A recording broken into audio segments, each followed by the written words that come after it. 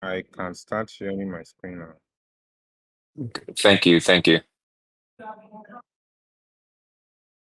Okay, cool. So let me conclude the calling of names. Let me conclude the calling of names, and then we start from here, guys. Now, for the attendance, Isaac Adeleke, I will say Isaac Adeleke is not present. And then Franklin Ugonaji. Franklin Ugonaji. Not present. Adekemi Omotayo.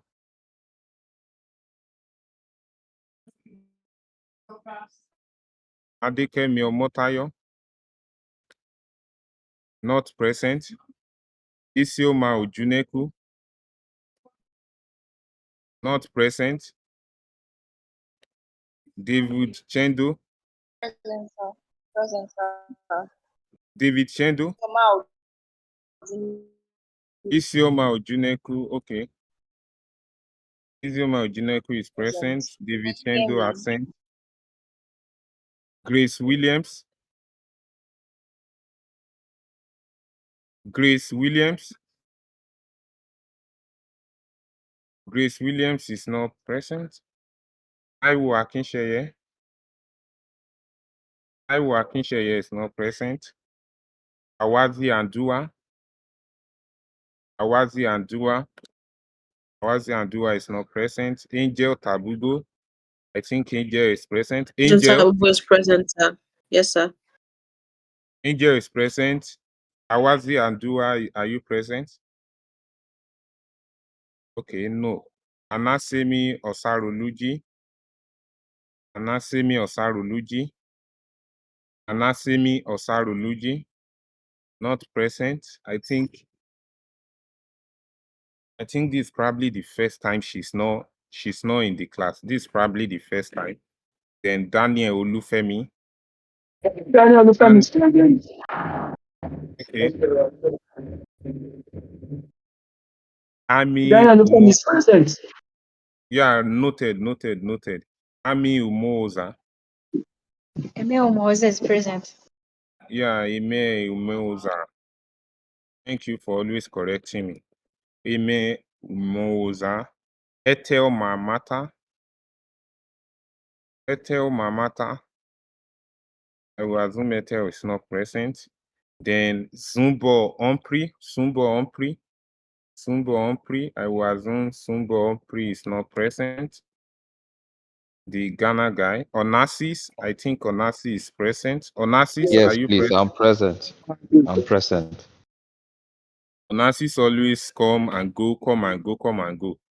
Always coming and go. Probably the next class will be present. Michael Prempeh. Michael Prempeh. Hello. Not, is Michael Prempeh present? Is Michael present? Man, these guys don't respond. I mean, I'm just going to put no. I think Michael Prempeh is not present. Will is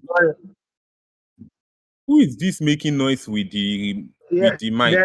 Then I get class ready. Who is that? Anyways, I don't know. Williams Inyate, not present. Ideals Fasweni, not present. Perpetua Amakra. Perpetua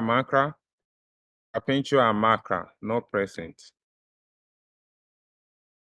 Samuel Timileyin. I'm present, sir. Okay, thank you. Can you hear me, sir? Who is that? Please just mention your name. You shouldn't say I Samuel can't hear you. Samuel Okay, is present. Noted.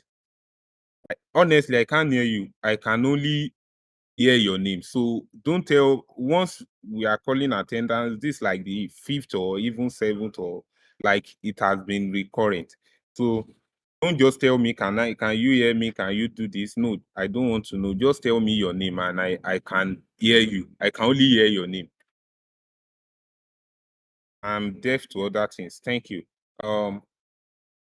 That's just me being petty and trying to make sure we get the process right, specifically for the attendance, and making sure everybody's included. Now we're going to take a look at today's section. Before that, as usual, it's our tradition to have a quick review of the previous class. I think we've had sections where Lucent gave us review, and Benimaye, Angel Speak. I'm going to call Femi Daniel or Bobo Money to give us review of the previous class. Any of you guys, or Samuel Timileyin, anyone can go right now. Review of the previous class, please. You only have 1 or 2 minutes. Be fast.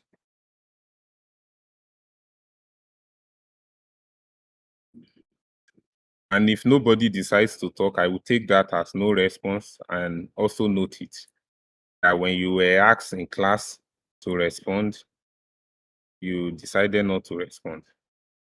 Okay, Samuel Timileyin said he will not be able to speak. He can only give feedbacks. Okay. OS, Femi Daniel. So my voice is actually very clear. You said? My voice is actually very clear. Oh, sorry about that. No problem. Then Bobo Money, you want to go? Would Bobo Money like to give us review of the previous class? Oh, Bobo Money is not speaking. So on this class, I would take it as, no, let me ask AU. AU, are you willing to go with the review of this class, of the previous class?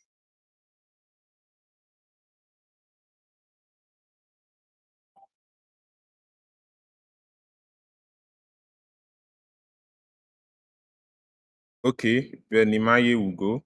This is the second time Benimaye is responding to review. Lucent responded once. I think Angel Speak responded once too. Next, I'm going to be calling Isioma Ojuneku one of these days. But Benimaye, you can go now. Please speak. We are conscious of our time. Time is money. Just speak. In our last class, we discussed understanding the user-centered implementation. That whatever we do, it shouldn't be centered on writers' understanding, but rather the users who are going to consume. Apologies. Are you connected to a speaker or something? I feel I'm missing the entire point. I can't hear you perfectly. It looks like you are connected to a speaker or something.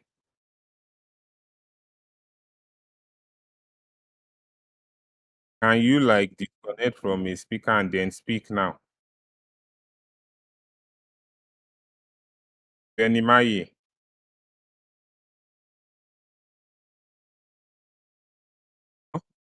I think I won't want Hello? people to. Yeah, you can speak now. Okay, go ahead. Okay, so I said the last class we discussed about target audience, where it was stated that people who would consume the data are those who are considered the users. And most of the times, it's not you, the writer. You should be clear enough for the users to understand, which are mostly software developers, application users, or application manuals, and technical writing documents. And some other things we discussed were defining the purpose of what you were doing, and also maintaining a logical flow in your write-up by using numbers and not bullets, depending on what context you are doing. And if it's a manual, you have to state it in points, so that it will be clearly outlined to the user to read and understand.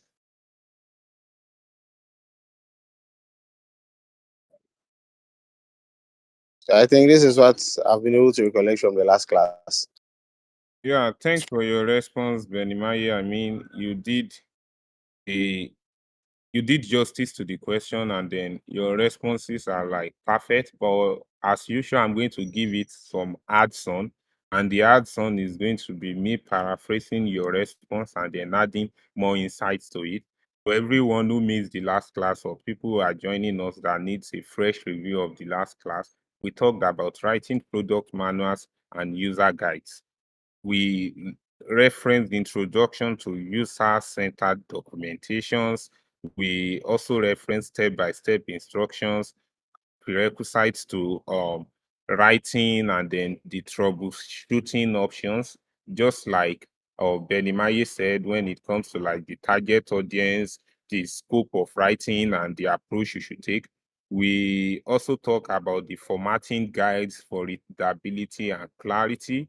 Then we talked about having different options, different manuals, like probably household utensils, similarities between those manuals, and how you need to approach writing manuals in comparison to like probably writing API documentations or writing the narrative content for a specific target audience. So this is pretty much what we leverage in the last class. And today's section will be focusing more on what I call API documentations. I think it's before we start this API documentation section, I would like you to understand that to fully have a grasp of what API documentation means and how to like come up with it, you need to have a technical knowledge into understanding basic syntax around HTTPS, and also basic syntax um, around data structures and algorithm. You need to have basic understanding of probably existing programming language and what it looks like. Nevertheless, if you don't have any of those understanding, you'll still be able to like keep in and follow up, you provided you stay attentive to us in this class. So what I'm going to be doing in this class is I'm going to be referencing different API documentation softwares available and how you need to sign up for them.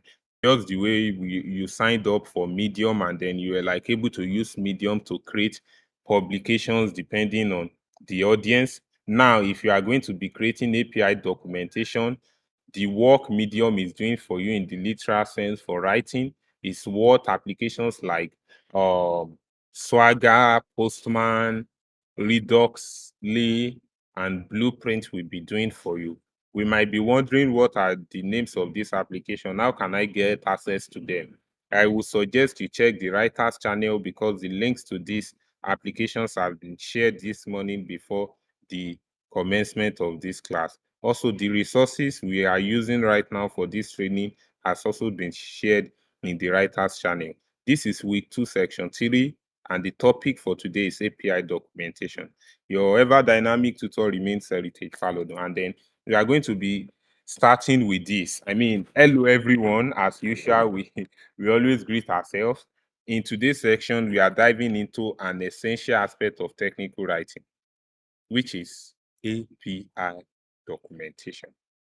API means what? Application Programming Interface. At some point, you say application package interface, application programming interface, enable software applications to communicate, and well-structured API documentation ensures developer can integrate and use them efficiently. Let's explore how to create effective API documentation. Now, when you are creating an API documentation, you know your audience are technical audience. Just the way we've been able to like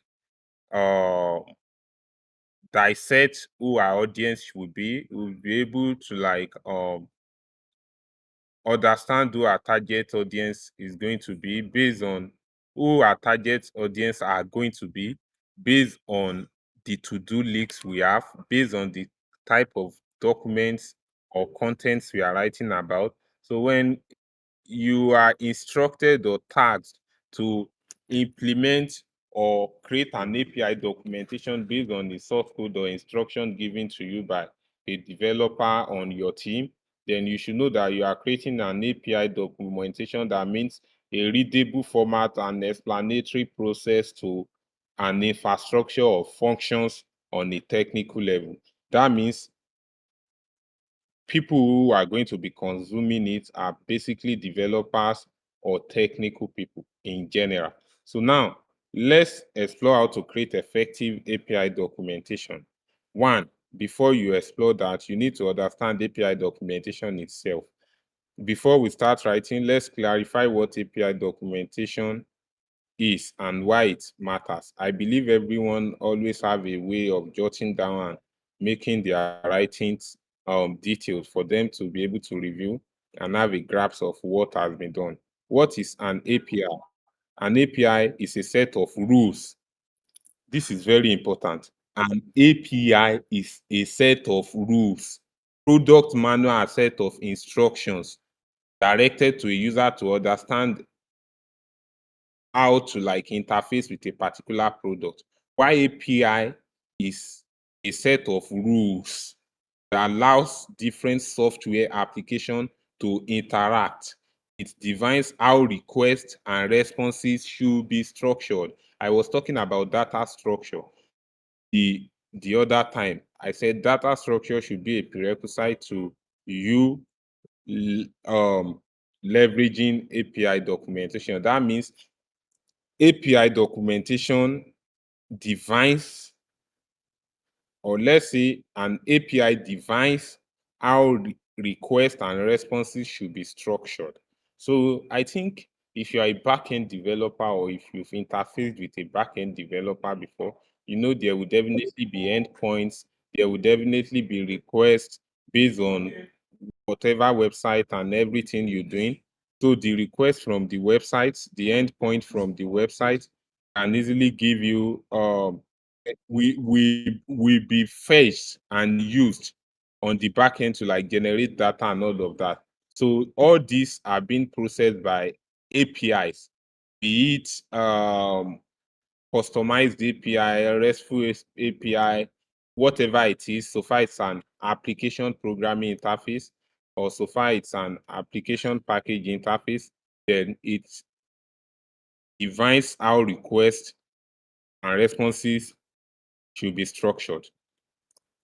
Now, why document APIs? Why document APIs? The question is, we're asking ourselves great questions. We are trying to understand why. Why do we need to like document application package interface? Why do we need to like document application programming interface? API documentation provides developers with clear instructions on how to use an API, including available endpoints, required parameters, authentication methods, and response formats. Poor documentation can make integration difficult. Why well-structured documentation enhances adoption and usability. As a technical writer, I think we understand that the more explanatory and straightforward our documents are, the more helpful it is for the consumer of such documents, either the reader, the user, or whatever the case may be. So it comes up to the fact that in everything we do as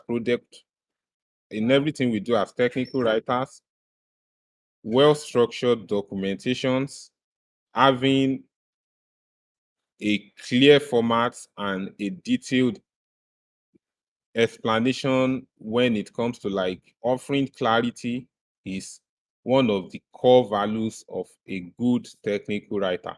Once you can have those values, then you are more of a liability to your company than a productive addition to the technical writing team. So now, why document APIs? I'm going to read that again. This is where I'm reading if you are following me. API documentation provides developers with clear instructions on how to use APIs, including available endpoints, required parameters, authentication methods, and response formats. Poor documentation can make integration difficult, while well-structured documentation enhances adoption and usability. One thing about your API is if it's well structured, then people will want to use it because they will find it easy. Developers will find it like, I understand what this means. I just need to like copy this line of code from the API and use it at this point of my source code for my company, and it's going to work perfectly. The documentation plays a good role into making it clear to the developers. And another interesting thing is who uses API documentation. The response to this primarily is software developers, quality assurance testers, and product teams who need to understand how an API functions and integrate with their application. So, for instance, we have Flutterwave, Bitnub, Cashwire, we have Paystack API for payment and all of that. Depending on what the API is all about, your developers will be able to consume and fix it into your code and make sure you have opportunity to use it, right? So activities under this is definitely going to be thinking about an API you've used or heard about. We have the Twitter API, we have the Stripe API. What challenges do you think developers face when working with API that lacks proper documentation?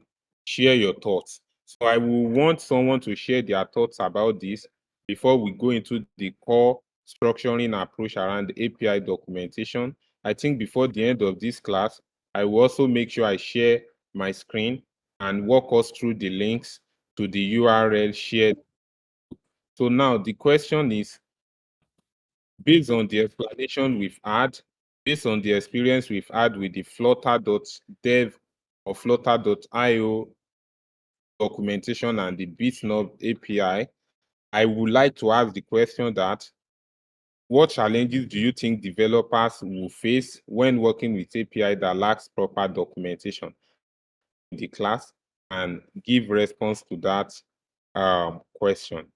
I will appreciate anyone. Random responses are well appreciated. And if we decide not to give response, you know me for that. Heritage will definitely call names. Response, please. Anyone, unmute yourself and give response.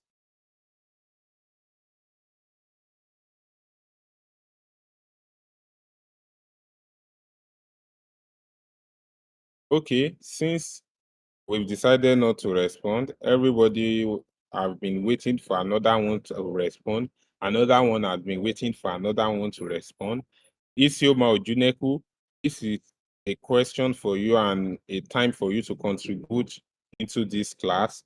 And the question goes under the class activity for this week, which is think about an API you have used or heard about. I think in the last in previous classes, I shared links to Bitnub API and I was explaining why it's important and why the outlines and sections are on it, because it's technical. We even worked on making sure we have structures around heading 1, heading 2, heading 3, heading 4, up to heading 6, and then why you need different headings, why you need bullets and listing options.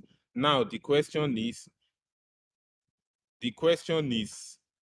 think about API you have. What challenges do you think developers face when working with APIs? Don't forget that there is also a part of this section that said poor documentation can make integration difficult, while well-structured documentation enhances adoption and user.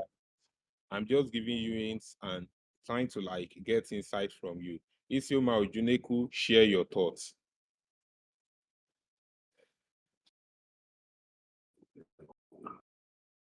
Okay, good afternoon, everybody. Can you hear me? Loud and clear. I mean, very, very audible. I think you have a Hello, good network. I said loud and can you hear clear. me? You are extremely audible. I think you have a good network. So,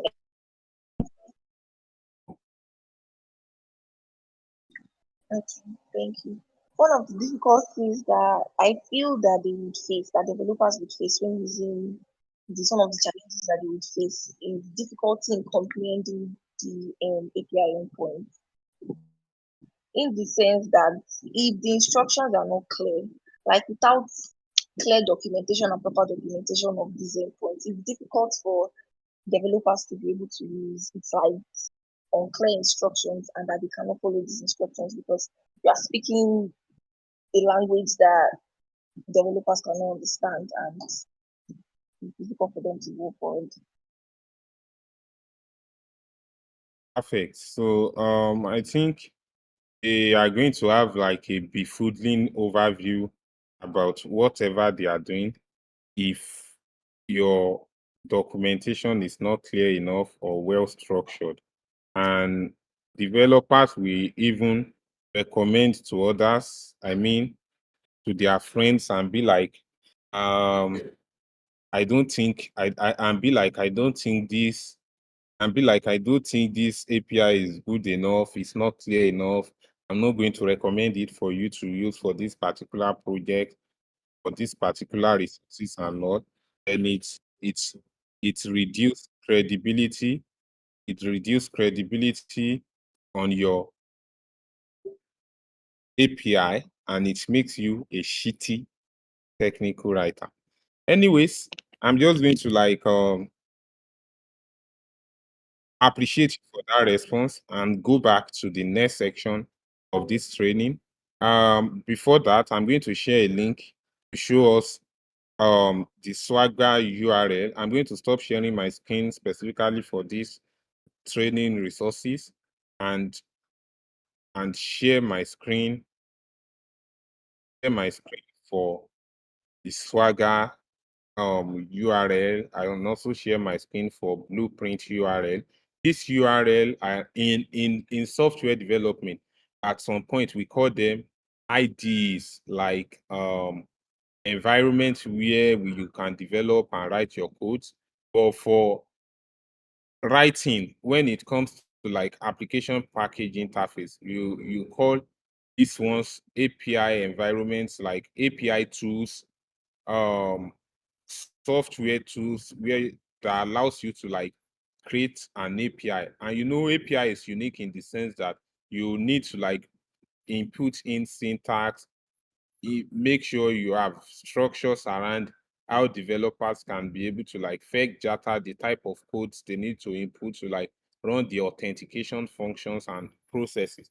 So there are specific softwares that work for that. So let's work on sharing and getting to see one of these software. One is Swagger. Then if you are doubting and thinking of how to get the link, then the link is in the chat. So API Hub, you need to sign in for Swagger right now. Everyone needs to sign in and have an account.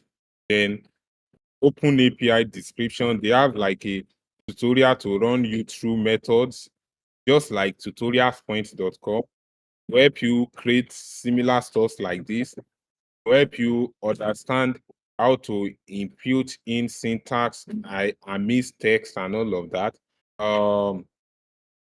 Quite unfortunate. I think I do have.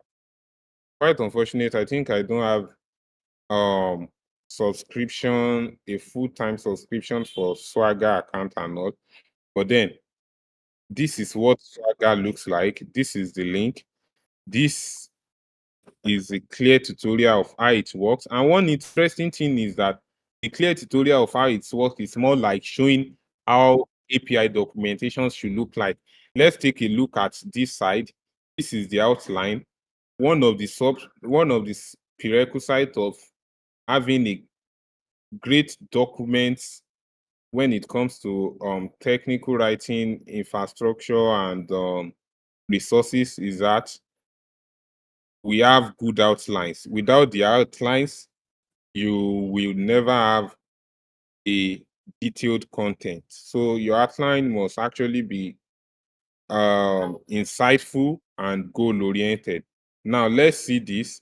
The outlines give you references to like different structures around the API. Initially, I was saying you need to be cognizant with some syntax, which is definitely something outside this course. It's more like an add-on for you to be able to like become exceptional and progress on your own. One thing is you have knowledge of the basics, you have knowledge of the syntax, but you need to keep practicing it. So when you are like having a string type, that's definitely going to be characters and info object. This like it provides metadata about the API and it's required. Just like if you're having a website, you have like a metadata about, oh, the buzzword or search words that would lead into like a social engine optimization for your website. In that case, there's like these are like syntax. In programming language, you call them syntax as well, but their syntax attached to like variables, let's say int, let's say float, double, or whatever the case may be. Each request you are trying to perform will necessitate the syntax you're going to be using. For instance, if you are trying to fetch information, you have to use get, and webhook, then you have to like use map, and then know that you are using string and trying to like call out the webhooks and all of that, the components of the object. I think this is pretty much cumbersome, and it takes us back to the point of what I've said in this class, that aside the teachings and lectures you have during the class sections, you need to make sure that you take your time into like exploring these resources, asking questions, and actually practicing with multiple assignments aside just the class assignments alone. So I'm going to stop sharing my screen on Swagger and then go back to the document we have, which is our resources for today. I'm going to like work on sharing my screen for that resources. Give room for questions after this class. Share the assignments. Anticipate your responses in the mail and hoping to give my feedback as well. Then we'll move from there. So up next is sharing my screen again and taking us back to the resources. If you are wondering which of these resources is Mr. Heritage or this big-headed man trying to share, then check the writers channel. You have the link to those resources. Said that, we are now on the section of structuring API documentation. Why are we on this section? What have we done before getting to this section? We've been able to understand API documentation, what an API is, why we need to document an API, and people who uses API. Now, we are under structuring API documentation. A well-documented API typically includes the following section. One, overview section. If you check the Swagger documentation we shared on their platform not quite long, you see they have an overview, they have an outline, and what they really needs you to get information about. As a technical writer, the first thing you need to understand is that your API must have an overview. Overview introduce the API purpose and key use cases, that is what the API is all about, include base URL and authentication requirements. Example of that is this. The base URL for this API can be https api.example.com version 1. The base URL for Elecode API can be https elecode.com/version 1. Then authentication, API key required in header. So you can just copy and paste an API key required for that particular fixtures. Then one other thing, this works like magic, or let's say it works like hook, line, and sinker. Like this is the format. Let's say you want to pray as a Muslim, you must wash your hand, your leg, and all of that. That's the tradition. So once you want to like write an API documentation structure, it understand that the tradition is that you must have an overview section, you must have endpoints and methods, you must have request and response. If you don't have all these things, then your API is not even an API. Your API is rubbish. Without all these things, I'm saying again, your API is rubbish. The 4 words of your APIs are basically the overview, the endpoint and methods, the request and response, the error handling functions, and all that. Let's take a look at the second picture under structuring API. Endpoints and method. What are the endpoints? Let me explain like I'm explaining to a 2-year-old person. Endpoint, as the name implies, I'm fetching the data of everybody here right now. So there's a text feed where I'm putting in the name of Lucent, Onassis, Moonboy, Michael, Bobo Money, Isioma, and everybody. I'm not the developer. I'm just the technical writer. I'm not the back-end dev. I'm just the technical writer. I'm not the mobile dev. I'm just the technical writer. In fact, I'm not the CEO of the company. I'm just the technical writer. I'm not the product lead. I'm just the technical writer. But then, as the technical writer, what do you need to know? You need to know that you must have an overview. You need to know that your endpoint syntax are basically this. Get, more like to fetch. Post, more like to input or output. Put, more like to like let's say you are fixing in this data at this point. Delete is probably getting those data out. Why I'm referencing this syntax is that in programming language, let's say there are syntax assigned to it. In JSON files, there are syntax attached to it. When writing API and getting endpoints and referencing methods as well, there are syntax attached to it.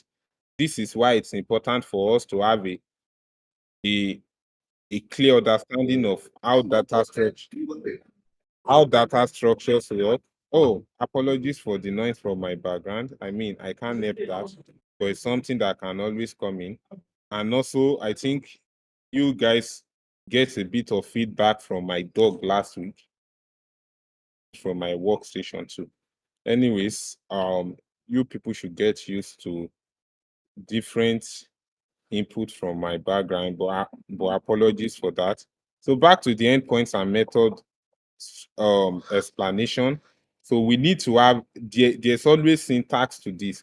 Just the way when we were writing product manuals, I will consider us understanding that the syntax for that are basically the step-by-step guides, probably the numbering method, probably the bullet list approach, probably the Roman numeral approach. And what does that mean? It means the reader or the consumer of that content will understand that they need to follow a procedural process in implementing whatever instructions the document is offering, right?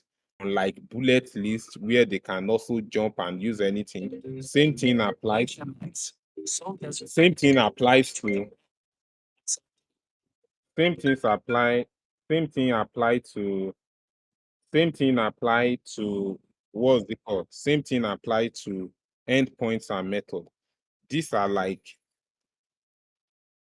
specific syntax, and it describes each endpoint's purpose. And I've been able to explain the purpose of each endpoint for us. For example, so get, user retrieves a list of user. That's like retrieving information you are trying to get. Then get post users is like creates a new user. Now there is also a section in your API documentation that needs to have what's it called?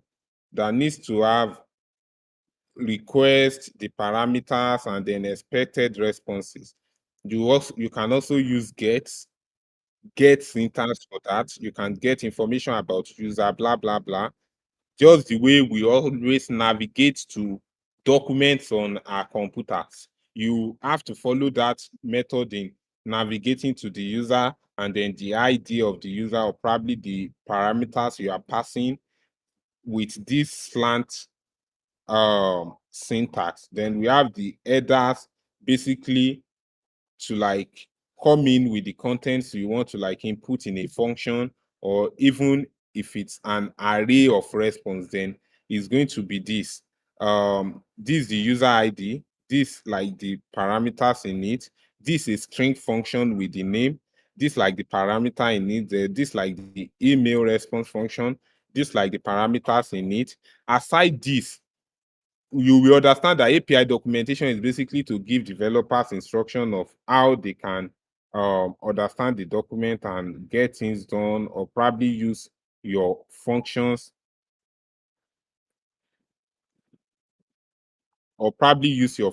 and all. And probably use your functions and all. So let's take a look at error handling. List possible error codes and message. So one thing is, if people are using your API, they are trying to perform a function, and you should tell them the expected errors they should get when using that API. We will notice when we are opening some website, we see feedbacks, return. That's like a response from the back end coming to the front end. As a technical writer, once you want to write an API, you sit down with the developer one by one, you make them explain the structures around the code, and then you interpret it into an API documentation. Your interpretation should be focused on 4 cardinal points. The first one is your overview section.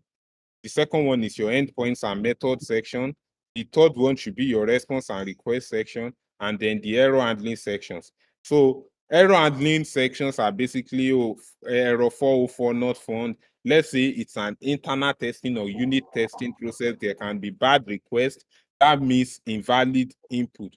You should be clear with the type of error messages that will be delivered as feedback. So the class activities for this, I think it's something going to be more rhetorical than practical, just like what we did with Isioma with our response and all. Now, choose an API, real or hypothetical, and draft a basic structure for its documentation. Focus on endpoints and response format. So I'm going to give us an API. I will send the link in the group after this class.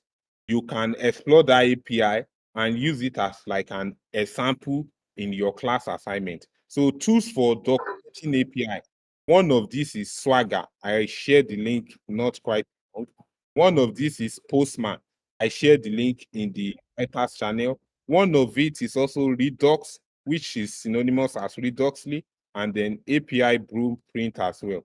So before going to the key takeaways of this class, I'm going to make sure I share my screen to show us the URLs that have Postman, Redux, and API Blueprint. What are these tools meant for? They are basically your environment where you tend to like use to build your API documentation.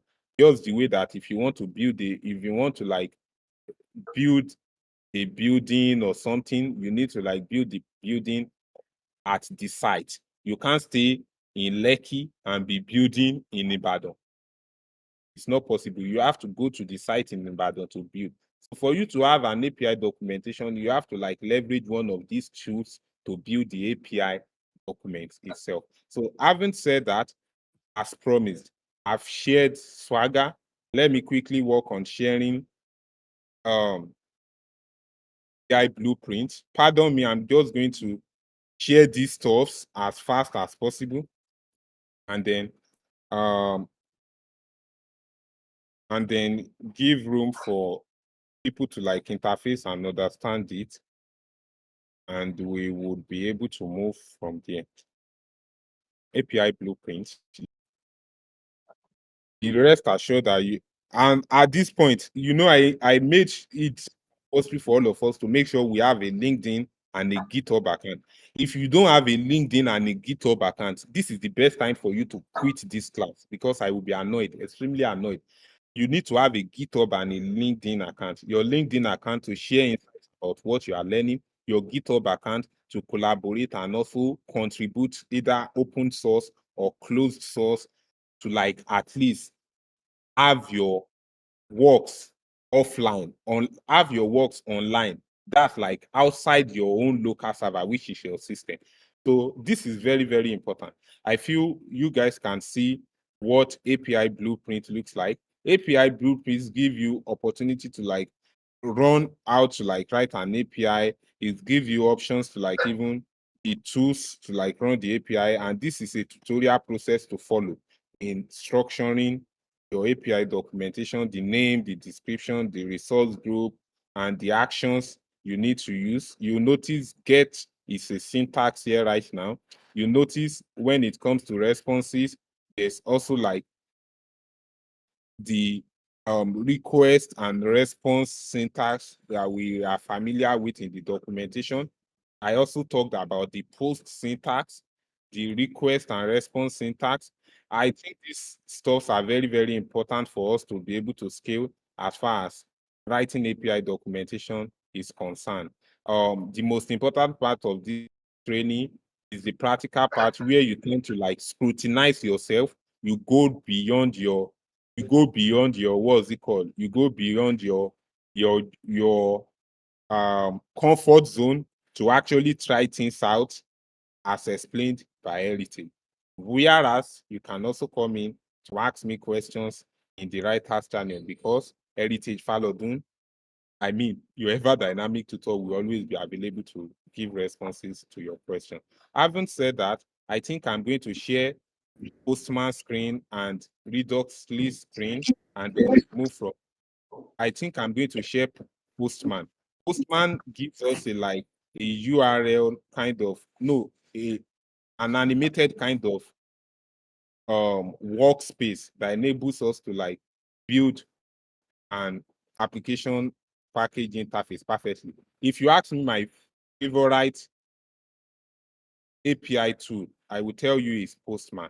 So let me share my screen for Postman. Then I take the key takeaways for this class and I share our assignment in the group and we'll call it a day. That's definitely going to be it all from me.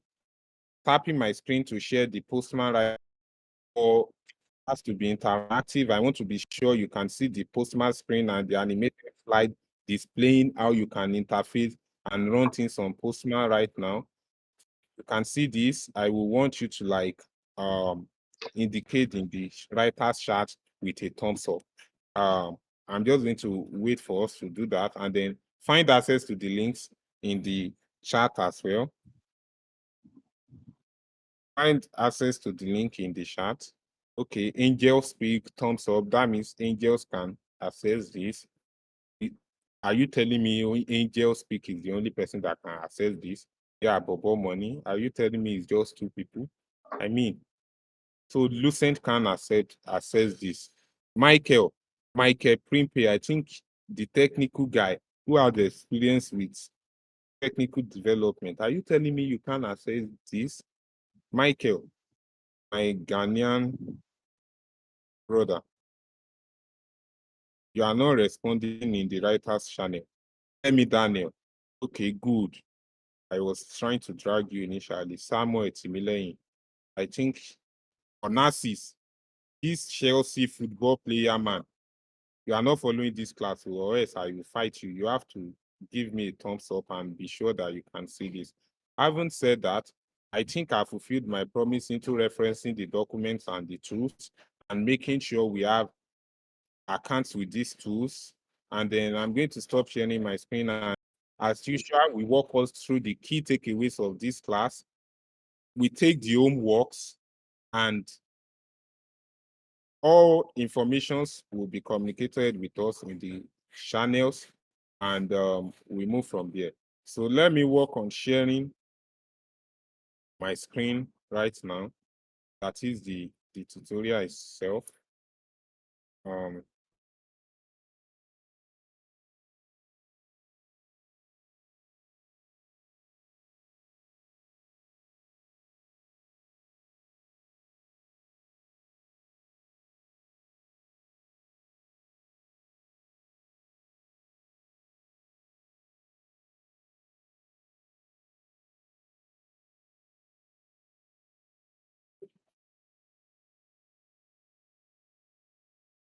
Okay, can you see my screen? I'm still struggling to share. Okay, now I think it's you. So Michael ended up responding with it's not just what's it called? We not just thumbs up, but then with done 3 times and then thumbs up. Thanks, man. I think that shows you are active with us, and then it's more like an affirmation. Anyway, good. Hey, you are not responding in my class. Anyways, now I've said, let's take a look at the key takeaways. The key takeaways are API documentation provides a structured. API documentations provide a structured guide. API documentation provide a structured guide to using an API effectively. A well-documented API includes an overview, endpoints, requests, responses, and error handling.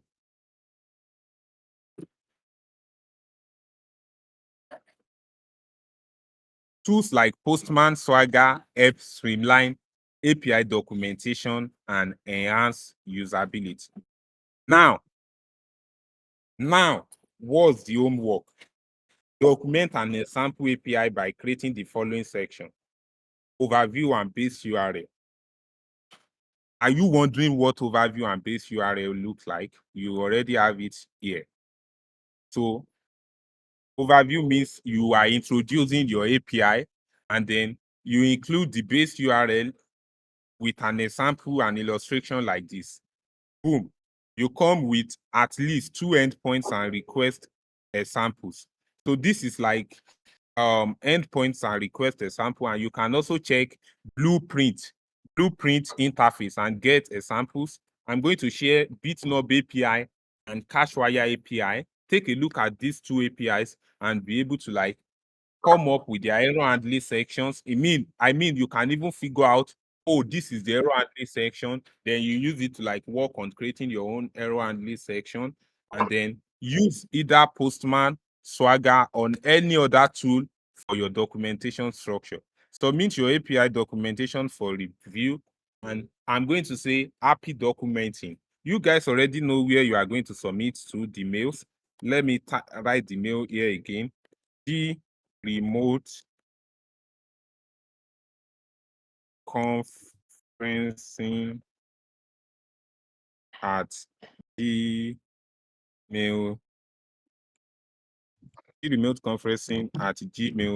gmail.com. Yeah, that's the email. Submit to this email. Submit to this Gmail. So you all know this already, but then just for clarity, I need to make sure I do it this way. So thank you all for joining my pep talk, just like Pep Guardiola will say. But then this is not pep talk. This is an insightful and productive tutorial.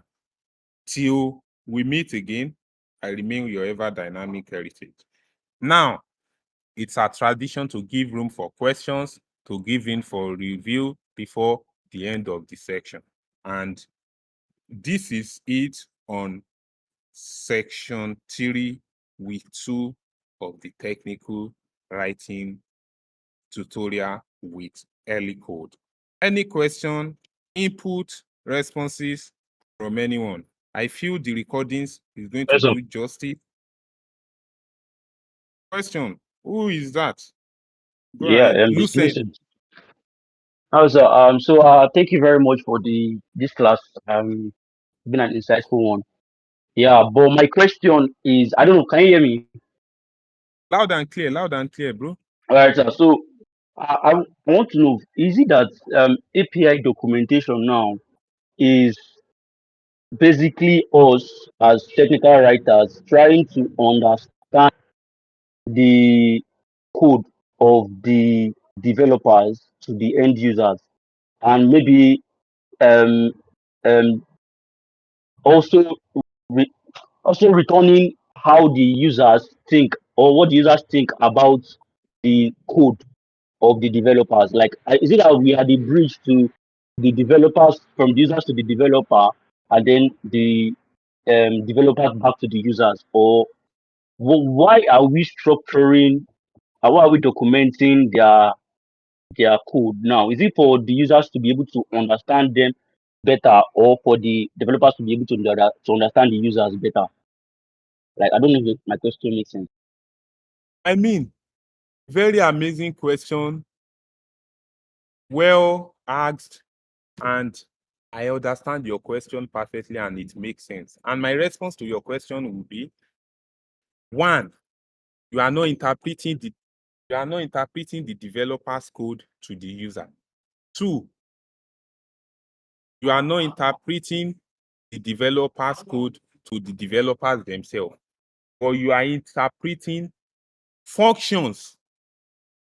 You are interpreting functions of a particular product to developers who are willing to explore that product on a technical point of view. You are interpreting the functions of a particular product to developers who are willing to use the functions of that product on a technical point of view. I think that's like my precise response. But now I'm going to break down that response, explain with fixtures that will make you really understand what that means. For instance, you own a company that offers cryptocurrency services. Your company offers cryptocurrency services in the sense that people can buy USDT, Bitcoin, Solana, Ethereum, whatever coin they want to buy on your platform.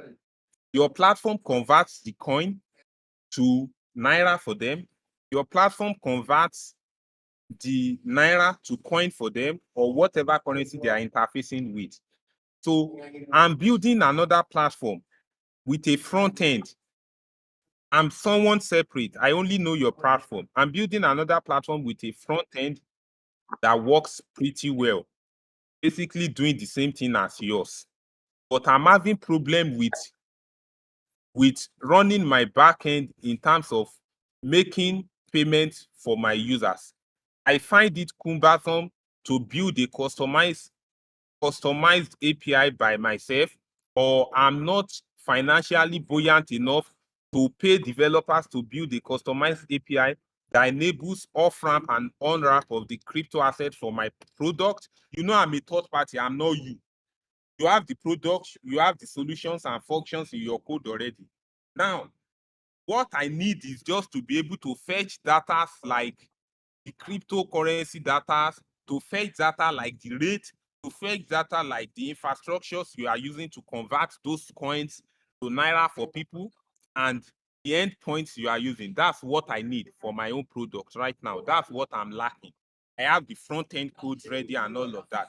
So what you are doing as a technical writer is that you are making the functions of my product available for third parties to use without exposing the core data of my product. You are only giving them access to the functions.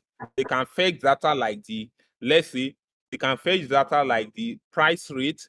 They can use instructions like the Naira conversion response and request from their platform on our own infrastructures through the API.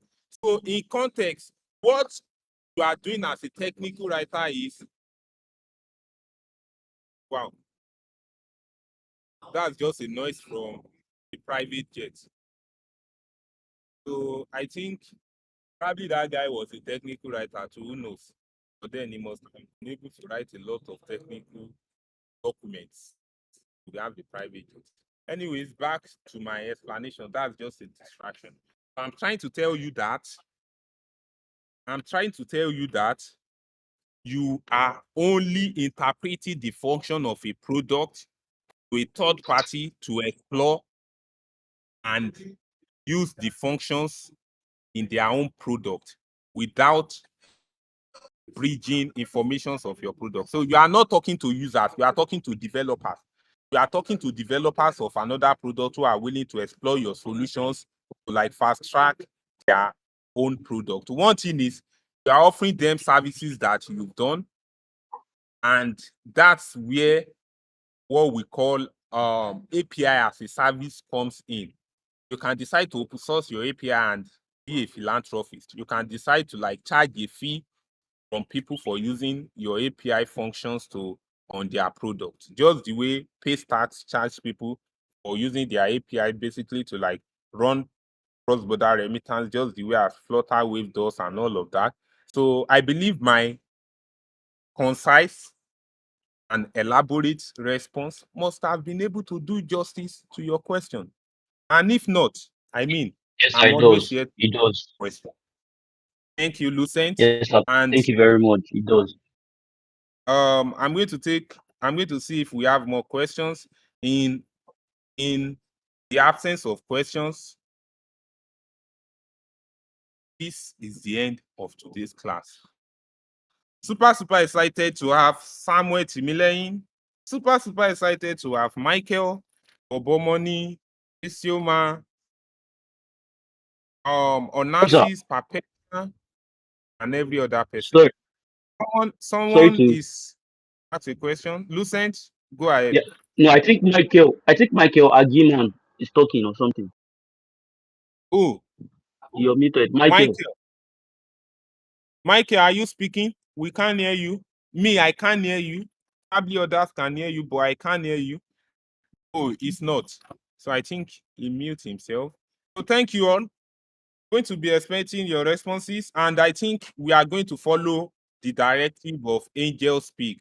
Angel Speak said we should focus more on feedbacks to our assignment through the mail rather than just the in-class feedbacks and all. So I think I will channel our approach to feedbacks through the mail, personalized feedback and review for everyone. Till then, bye for now. Thank you. Love you all.